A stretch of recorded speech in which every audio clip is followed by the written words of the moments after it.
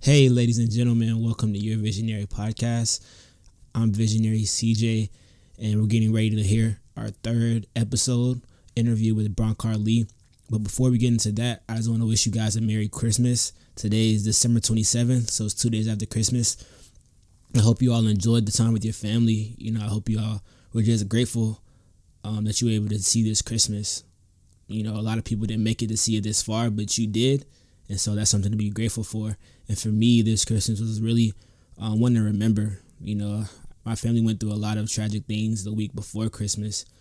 My sister got in an accident rock climbing, and she ended up breaking her back. She had to get surgery, and she wasn't supposed to make it home, but by the grace of God, she made it home the day before Christmas. And so everybody was just in great spirits because of that. It wasn't even the fact that we were about to open presents or any of that. It was just being able to fellowship as a family and just all be together to love on each other and just know that we're here for a reason, and that's to love. And so I just want to get that message across before we get into the interview. The New Year is coming up in a week. I hope you all are making your New Year resolutions, and I want to challenge you all to make a vision board for the new year. I want to challenge you to make 2019 just a year of clarity. For me, 2019 is the year of clarity, where I'm really just getting clear on my vision, getting clear of who I am and why I'm here on this earth. And I want the same for you all. The quicker we find that clarity, the quicker we can just reach our destiny and just make an impact on the world that only we can make, our unique impact on the world. And I'll be releasing my third ebook titled The Positive Affirmation Guide at the top of the new year, probably the first week of January. And the Positive Affirmation Guide is just a tool for you to stay positive, whether you're climbing up the ladder to success or whether you're just still trying to figure out what you want to do. You should always be positive. And one way to be positive is just by speaking positive affirmations. It's always a great tool. I can't wait for you to get that. And so that's it, man. Here it is, third episode. Know you guys gonna love it. We out. Welcome to Your Visionary Podcast. This podcast is specifically for you and your vision. Get ready to grow. Let's go. Life is in the detour, So every detour we experience, that's an opportunity to learn something. You sell yourself. Doesn't matter if you're selling ice in Alaska or if you're selling sugarcane in Haiti. They're going to buy from you. Man, all of this knowledge is in captivity when it should be out in the world. He couldn't believe that I had 25 years, but the way I carried myself, you'd have thought I had 25 days left. We try to be something so great, and we forget that we're just being humans. We're human beings, and it's like we're enough right here. Ladies and gentlemen, welcome to Your Visionary Podcast. Today we have a really, really important episode for you guys. We have Bronkar Lee, international best-selling author, music specialist, international speaker, and just an overall great human being. Bronkar, how are you, man? Thank you. I'm good. How are you, Christian? Doing good, man. I'm so glad to have you here. I thank you, for your time. Absolutely. I can't wait to give everyone, a great message, great energy. Yeah. And so how we start this off, we always ask, what is your purpose statement and how did you discover it? Nice. So my purpose statement is a mouthful, right? Yeah. Because I'm a speaker, so that's what I do. Right. My purpose is to support myself and others to feel alive, to be connected, to be fully present in the moment, to experience happiness, laughter, and excitement, and to be truly amazed and inspired at what's humanly possible. Wow. So are you intentional about all these things at one time? All at the same time. All at the same time. I got ADHD, man. It's all there. Really? Yeah. So what happened in your life to really just sculpt that purpose for you? Because like you said, it's a mouthful. So I feel like a lot of experiences, really it happened to. Yeah, definitely. I would say, the collection of experiences for sure, led to that single, phrase. But largely it was one of the greatest mentors I ever had. My friend and mentor, Brian Poirier, and he and Cece, his partner, they had me create a mission statement. Mm-hmm. And the way we created the mission statement was, this is when we lived in Oakland, California. Mm-hmm. I'd go for a walk, and every 3 steps, I would stop and recite my mission statement. Wow. So it doesn't sound like that much, but when you got a mission statement that's that long, then every 3 steps, my purpose is, and you run through it, and then you take 3 more steps, and then you run through it. So that, what it did was it encoded it deeply into my mind, into my body, into my heart, right? So I was really not just memorizing it, but internalizing it. And so that was going with the motion, with the movement, walking, being outside, and reciting it over and over again to really internalize that so that it was a part of me.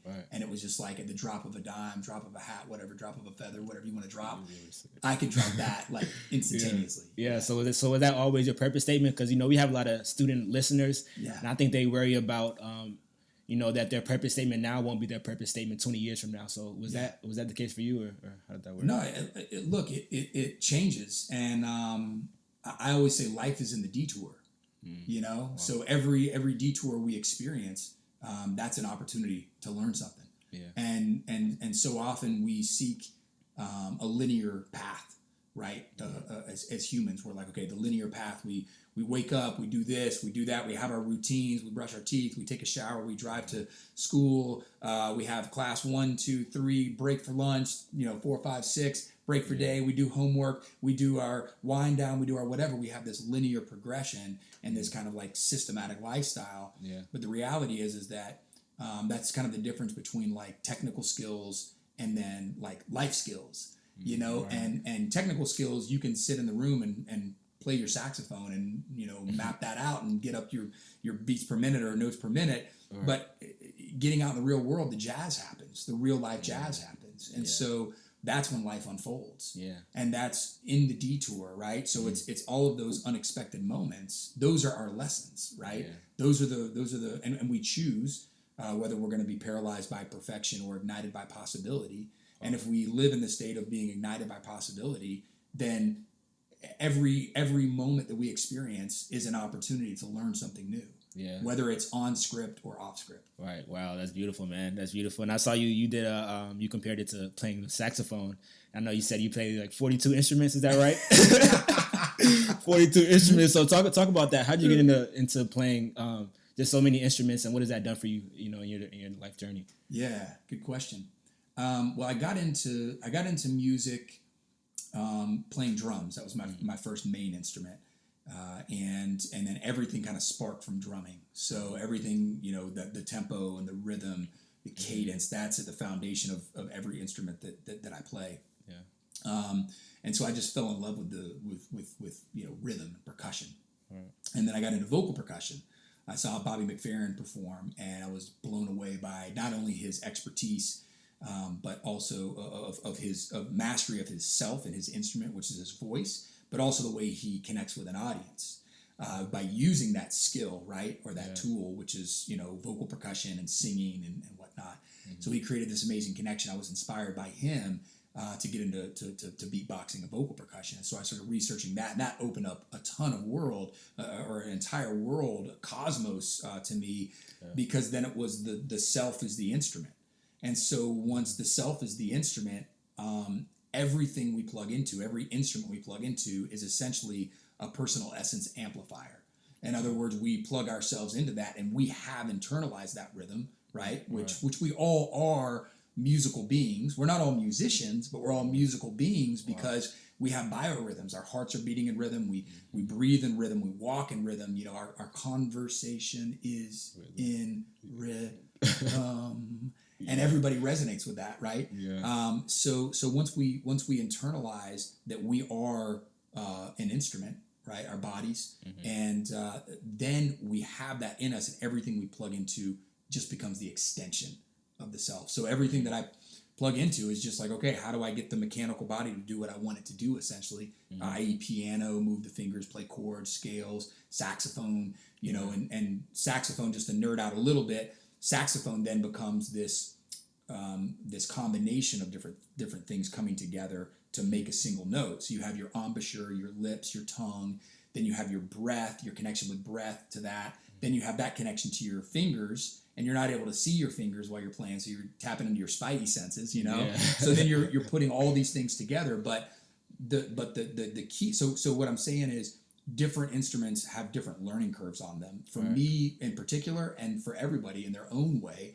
But every skill or every instrument that I've learned has been a leverage point. So it sounds crazy, 42 instruments, but it's not really. It's just the same thing as like, getting into math and starting off with your your multiplication tables, and then building that, and you progress into algebra, you progress into calculus, whatever. Yeah. It's the same thing. You're leveraging a skill set. You're leveraging what you've already learned, and then you're just morphing into the next iteration of that. Yeah. And it's a different instrument, but you're still taking that foundation and plugging it in and building on that. Yeah, wow, that's powerful. It's powerful. So on that topic of rhythm, can you name a time where in your life you just kind of how can I put it, went off rhythm? You did something that was odd to you, or did something that was just you uncertain about, but Yeah, I'd say uncertainty is a big part of my life for sure.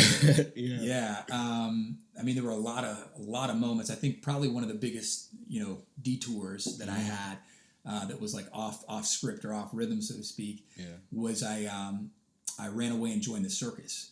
Wow. Yeah, in 2004, my wife, now girlfriend at the time, we packed up our minivan and drove from Athens, Georgia to San Francisco, California. Wow. And we moved out there, and I studied circus.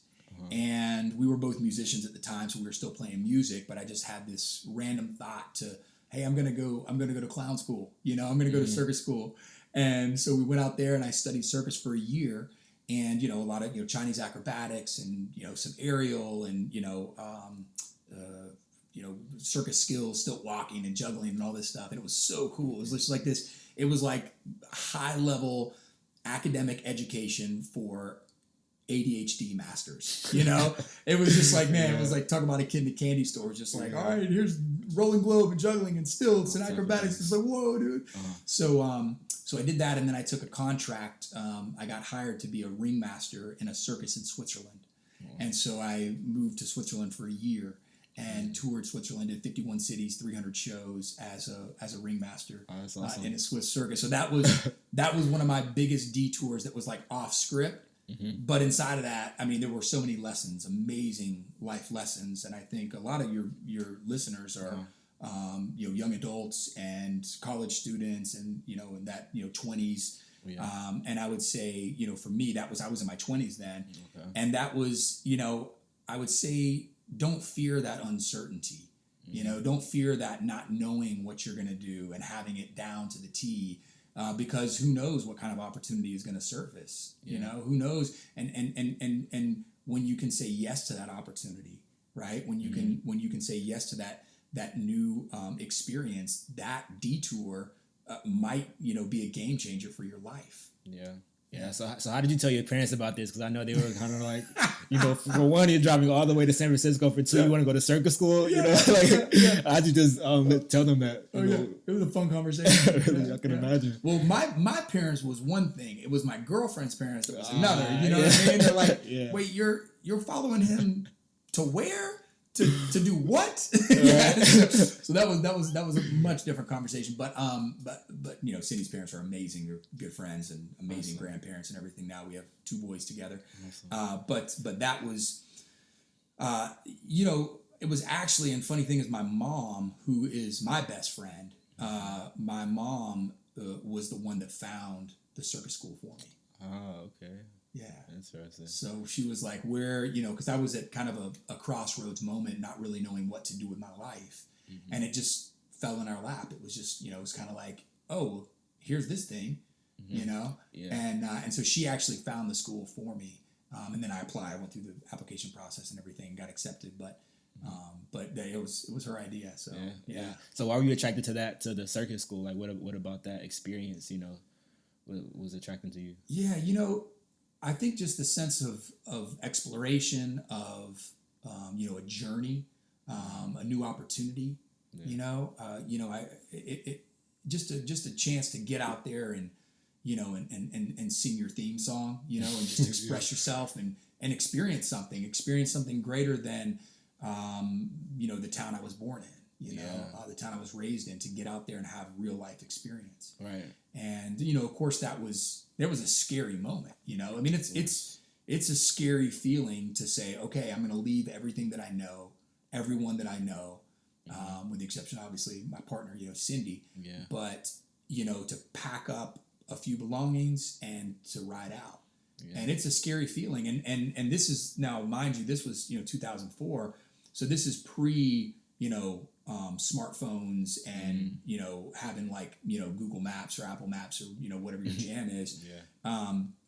So we actually got AAA to print out road maps of each state for us. And so we had road maps and we mapped out where we were going to go the whole way. We camped the whole way out there. So, awesome. Yeah, that's awesome. But that sense of adventure, we didn't know. And that uncertainty, I think human beings, we thrive on that uncertainty to a degree. It's the magic ratio, right? We want that. We want that certainty. We want that structure. We want that linearness, right? That I call it the classical music, right? It's the formula. We practice it. We deliver it. It's perfect. But then we also want that jazz. We want that improvisation. We thrive on those moments. And the key, I think, is to find the ratio, the magic ratio for each individual, because yours is going to be different than mine. It's going to be different than everybody listening or watching this interview. And so I think the key is to know yourself and know how much you want, how much you need, in order to thrive for yourself and your life. And so for me, it was largely that journey and that opportunity to expand and get out of my comfort zone and experience something bigger than me. Yeah, that's awesome. And one of the quotes that I live by is fear breeds purpose.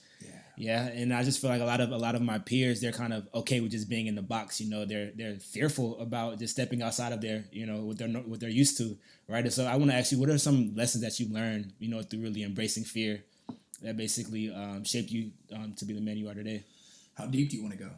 As deep as you want to get, man. Right. So I would say one of the biggest moments for me was stepping in the face of fear and taking it on, like head on, was when I was 28 years old. I met my biological father for the first time. Oh, wow. That's an experience. Yeah.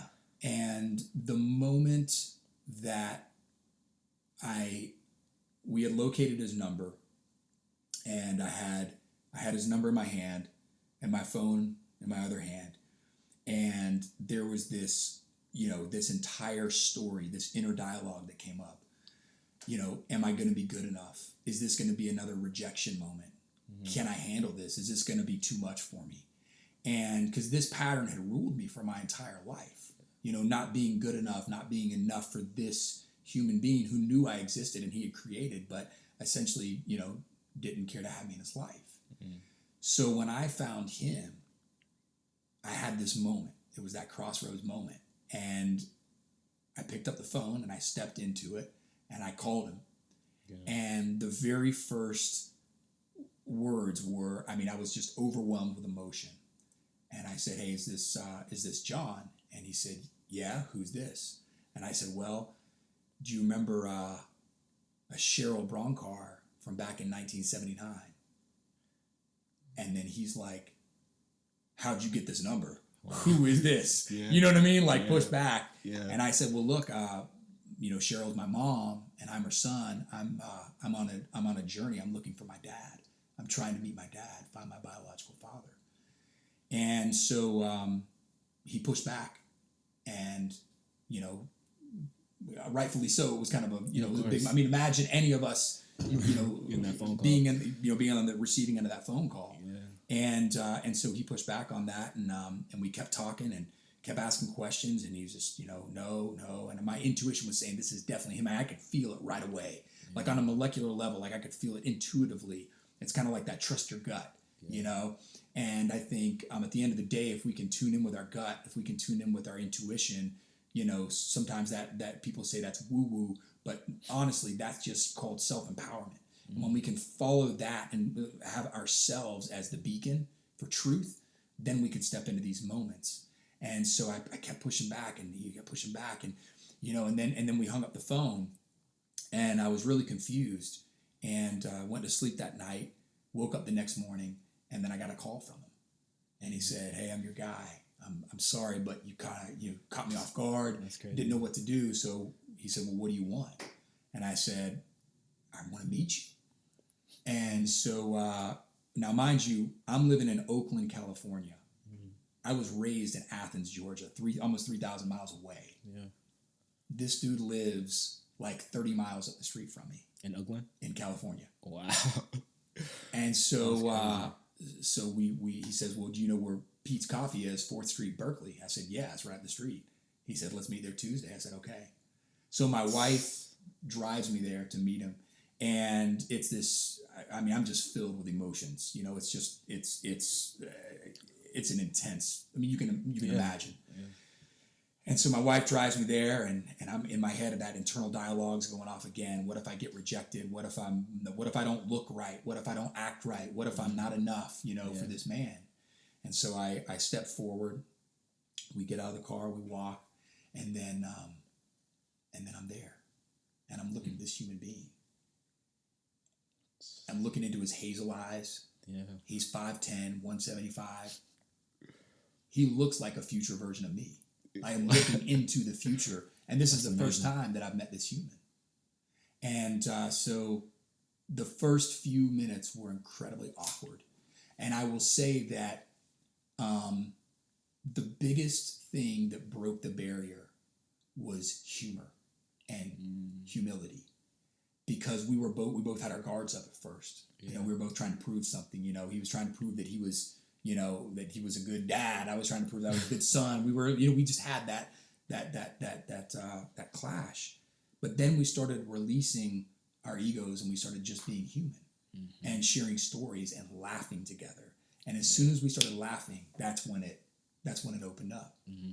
And what really got me was when he leaned in to order a drink, and he leaned in and he said, "I'll have a chamomile tea with honey." And I was like, this dude talks like that. I was like, what is this guy? And then I leaned in, I said, "I'll have a chamomile tea with extra honey," That's awesome. But like there was this moment of that. I was like, oh my God, this is something right here. This is some DNA. You know what I mean? Like this is something. That's funny. And then after we were talking for about 20 minutes, about minute 21, I looked at him and I said, "Look, I need something from you. I need a hug." Wow. And he stood up, and we embraced. And when he hugged me and we embraced, that puzzle piece came together. That is amazing. And for the first time in my life, I felt like I was at the right place at the right time just by being me. I was enough. Yeah, that's awesome. It all came from just embracing your fear and just quieting that internal dialogue. Is that what you did? Absolutely. Yeah, that's awesome. And like you said, there's a lot of ego.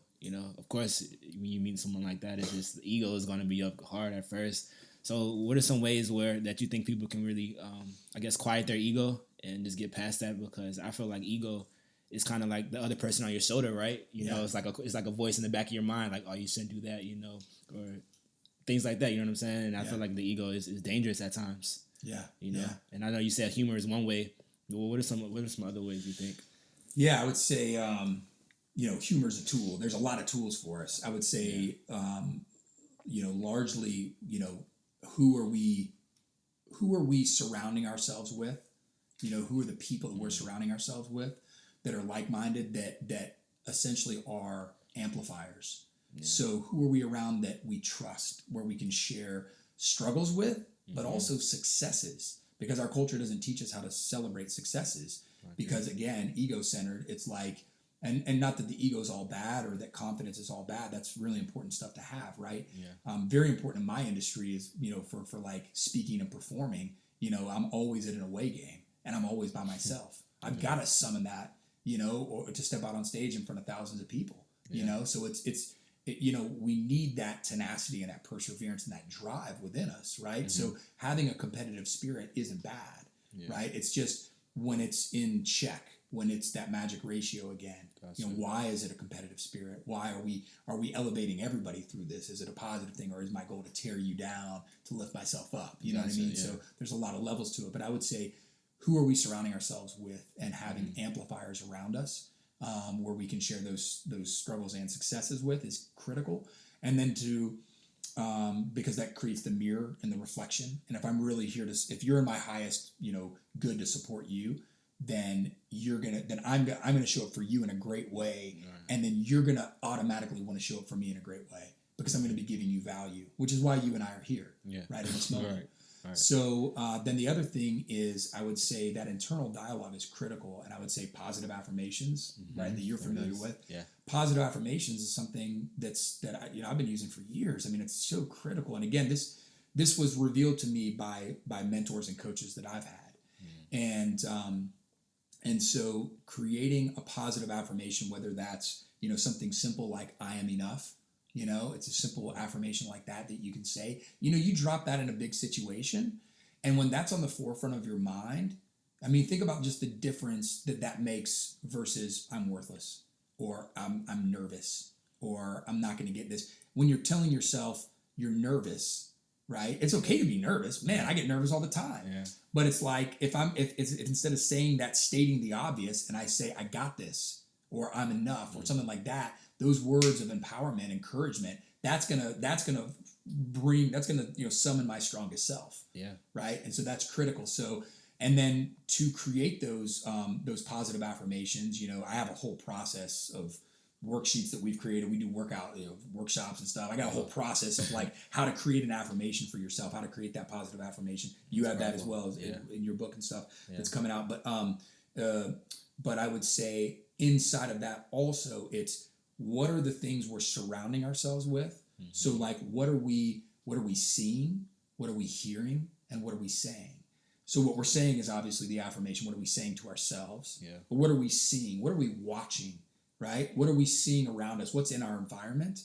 Right? What kind of shows are we surrounding ourselves with? Like, information, whether that's, anything from, I mean, obviously everybody has a different feeling when they watch, a horror movie versus a Disney movie. Yeah. You know what I mean? Like the feeling, you can just feel the energy's different. Not that either one are bad or good or right or wrong, you know what I mean? But they just have different feelings, and that affects us, right? And not only does the what we're seeing on the camera or what we're seeing, in our environment affects us, but the sounds of that. What are we hearing? So what's the soundtrack in that movie? What's the soundtrack in our minds? Because we retain melodies and rhythms and tempos and sounds. The sound of a Harley Davidson creates and catalyzes a feeling in you that's different from like a whistle, from like a referee, at a ball game, or the sound of the energy of being at a football game, right? Yeah. Or the sound of like a violin playing, right? Or the sound of a baby crying. I mean, all of these evoke different emotions and different feelings. They affect us on a physical level, right? A metaphysical, a molecular level. They affect us, right? Yeah. So what are we seeing? What are we saying? And what are we hearing? And all of those things affect us in a major way of how we show up and really operate in life. Yeah, because I feel like they're all gateways to our mind. Mm-hmm. Like the eye, the ears, and the mouth, they're all gateways. And so I believe that life and death in the power of your tongue. Yeah. And so even when you said like I'm worthless, like I felt my heart sink a little bit, like just right. That's crazy, man. But I want to talk about mentors, because I know a lot of my peers, they struggle with finding a mentor. They struggle with they don't know how to do that. And so I want to ask you, how can you find a mentor, and just what's the importance of having that? Number one is you got to ask for it. Yeah. And what I mean by that is there's a couple of levels for asking for it. It starts with the self. So you have to talk to yourself first. And you have to say, I'm interested in changing, growing, stretching, evolving, becoming better, whatever it is, whatever works for you. But it starts with the self. And then when we convince ourselves that we're seeking that, then we start to talk about it. And we have conversations. And maybe that's conversations with our peers. That's conversations with, family members. Maybe it's a parent or a sibling. But we start to have those conversations. So what happens is then we have the spark in our mind. Then we start to release it and breathe it out of our voices. And then it's resonating in other people. So it's spreading. It's the ripple effect. And this is how everything in life works. Yeah. And then it has that ripple effect. And then if I share with you that I'm looking for a mentor, right? Literally, if I say that on this microphone, not only are you going to hear it, but it's going to come through to the listeners. And they're going to say, oh, he's looking for a mic. He's looking for a mentor, And it's like, but that's how, and then people are thinking about it. So it has that ripple effect. So then you start speaking it, other people are hearing it, and then they're becoming your amplifiers. If you're around people that, have you in their highest good, then they're going to spread that too. So you start to just talk about it and see it has this, it's one of these things that isn't linear. Sure, you could Google mentors.com or something. I don't know if that's a real thing. I'm not advocating mentors.com. Don't know if that exists. It maybe does. I don't know. But if you go and Google mentors or whatever, or you search engine mentors, I shouldn't Google. You know, I'm not biased to Google or anything, but when you can go and find something and seek something out. That's one way to do it, right? That's taking specific action on it. And you can definitely do that. Like you can say, I'm looking for a mentor. I'm going to go find a mentor directly. And you can totally do that. And that might absolutely work for you 100%. You could also, it's a very direct approach, but you could also just start talking about it. Allow it to happen. Because it's the same thing as like when we start to, let's say you really like nice cars, right? And you're like, man, I really want like a red sports car. Yeah. You know what I mean? And you like start fantasizing about it. Then you start seeing red sports cars everywhere, right? It's like my son, who's almost 3. He loves construction sites. I never used to notice construction sites ever, but now when we're in the car, I'm just looking for cranes. Like that's all we do is we look for cranes. Yeah. And it's like, oh, look at that big red crane. And he's like, oh my God, I want to see it. And he's dressed up like Bob the Builder for Halloween and like. But now I see cranes everywhere. I see excavators everywhere. Like I didn't even know that word a year ago. You know what I mean? So it's like, but the world starts to show that to us. It's a big feedback loop. And the world starts to show that to us when we start asking for it, when we start putting it out there. That's the way it works. You know what I mean? So like right now, if I just say the word flying monkey, everybody sees a flying monkey.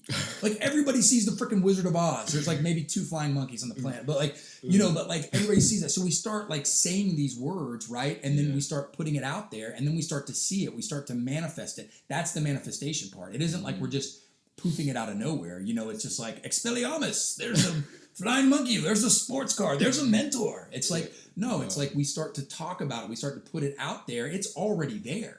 I'm not saying flying monkeys are already there, but like there might be. I don't know. Yeah. I've never seen one, but yeah. But there's so much. There's so little that I do know that it's quite possible that there's a flying monkey. Yeah. But we start to put it out there. It's already there. It just starts to show up for us because we allow ourselves to see it. Yeah. Wow. So manifestation, just taking action. Speaking it, and it'll come. Right. Yeah. And speaking it's the beginning of it, right? So, but then we seek it. Then we're looking for it. Then we're conversing about it. That we're talking about positive affirmations because you're writing about it, you're living it, we're speaking about it. That creates more of it in your life too. You know what I mean? It's like, and we talk about what we seek more of. So everything that I talk about, I'm like looking for it. You have conversation. You're like seeking more positive affirmations. You want to create more positive affirmations. And then it starts to show up. But then it's up to us to take that action, right? So it's still us. Like.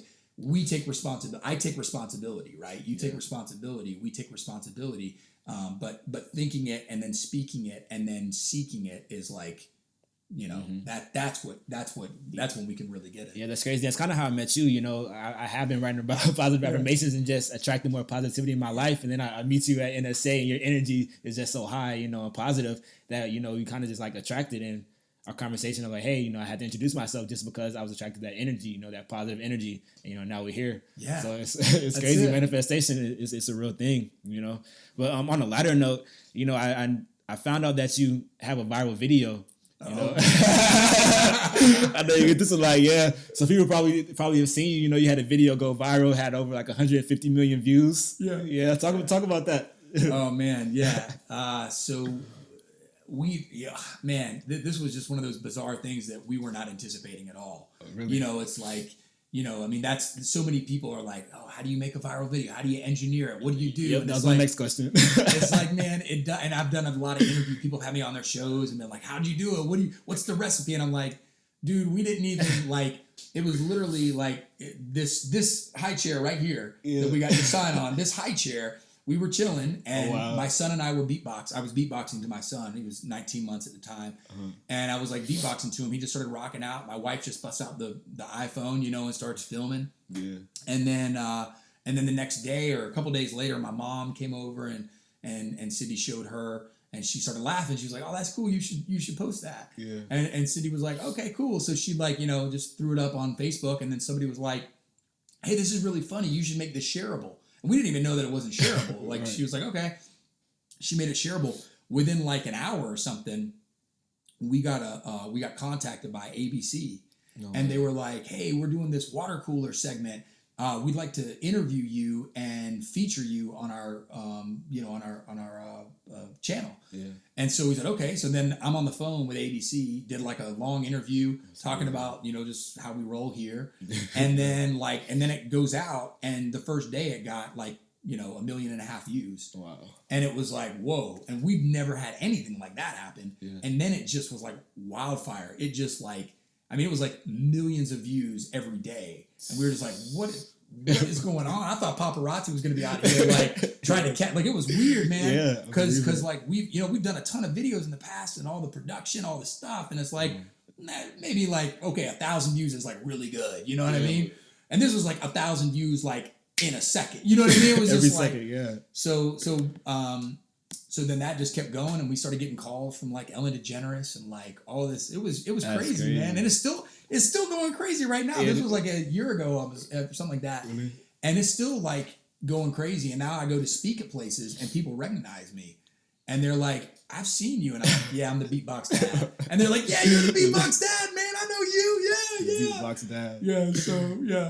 But, so that was kind of crazy. Yeah, but it wasn't intentional at all. It was just you being yourself, just having the fun that you have every day. It was being authentic, man. And that's what people are seeking. I agree. We try so hard to put on the front and be so polished and so perfect.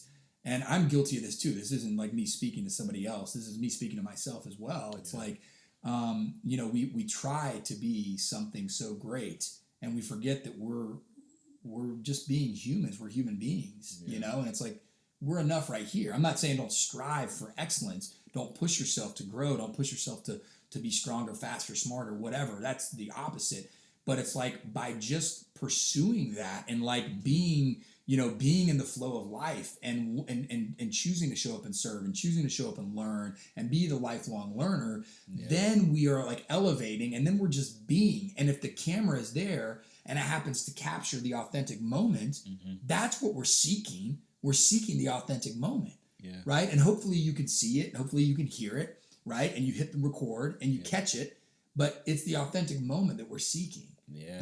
That's what everybody wants to connect with, man. Right. That's what we all want. That's why YouTube's blown up, because it's just real moments. I mean, for the most part, not all, but that's it. Yeah. And that's just crazy. That's what I wanted to portray on this show, that we're not perfect. I'm not perfect. People I talk to aren't perfect, but it's just we're being ourselves, and that's always good enough, no matter who you are. There's no perfect, person out there. All right. Nobody's perfect. Perfectionism is not real. So, yeah, that's awesome, man. So I think on that note, we can go ahead and end the show. But I want to ask you one last question. If you can give advice to your 21-year-old self, what would it be and why? 21-year-old self. Yeah. Wow. So before the circus. I'm just join the circus. Yeah, 21, man. I remember 21. Yeah. That was definitely a detour. But life's in the detour. No, for sure. I would say, definitely it comes down to this. It comes down to this self-empowerment thing. This kind of trusting your gut, this following your intuition and believing in yourself. And that's the difference of this ego-driven self versus this confident and empowered self. There's a difference there. But really trusting in yourselves. Whoever's, to me, talking to my 21-year-old self, or i.e. anybody that's listening right now or watching, it's about that self-empowerment and believing in yourself and believing that when you close your eyes and think about it, when you close your eyes and visualize or meditate or reflect or project, right? And really to trust that and to believe in yourself. And this was a saying that my grandma told me. She said, if you don't believe in yourself, who else will believe in you? Wow. And that starts with that vibration that we're creating with the self, right? When we're singing our theme song, when we're congruent, right? And we're radiating that out, other people get that theme song in their head. And then they want to start singing that. And then they jump on board and start singing the chorus, And then we start to attract people. And then we get the rhythm section. Then we get the band. Then we get the symphony, right? Then we get the tribe, the community. And people are showing up, and we attract like-minded people. Mm-hmm. But it starts from that self and that believing in the self and the self-worth and the trusting that intuition, trusting that gut. Yeah, that's awesome, man. That's awesome. So for the listeners, how can they find your content? How can they reach out to you? You know, you have some books out. How can they find your books? All of that. Yeah, so my website is bronkar.com, Bronkar, in song form, Bronkar. He's the beatbox man, and his name is Bronkar. Oh wow. Yeah. Catchy. Theme song. But so yeah, my website, bronkar.com, they can get some info on there, and you know, yeah. That's it. I'm there. I'm here. I'm there. Alrighty, man. Well, thank you, Bronkar. This was so much fun. I enjoyed it. And look back to having you on later on, man. Absolutely, my man. There it is. Cheers. And so this part of the show is called the Visionary Minute, where I do a debrief of the previous episode, what I learned from it. And so today I'm going to give you 5 things that I learned from the interview with Bronkar. And number 1 was that a mentor changed his life. You know, that was very crucial. He said it helped him pick out a mission statement, you know, helped him find his purpose. And number 2, he said life is in the detour. You know, and that's powerful. You have to embrace change. You know, I said this before, the only way you grow is out of your comfort zone. And number 3, he said we are all musical beings. We live in rhythm and life should flow. And that's real. You know, we shouldn't be stagnant. You know, our life should always be flowing. And number 4, do not fear uncertainty. He shared the story about his dad. And I could tell that was a critical moment in his life. You know, it all came from just not fearing, you know, the unknown, right? And number 5, tune in with your intuition. It's called self-empowerment. You know, I'm a strong believer in that. You know, everything you need is already inside of you. You just have to find it and manifest it. And there it is, 5 things that I learned from Bronkar interview.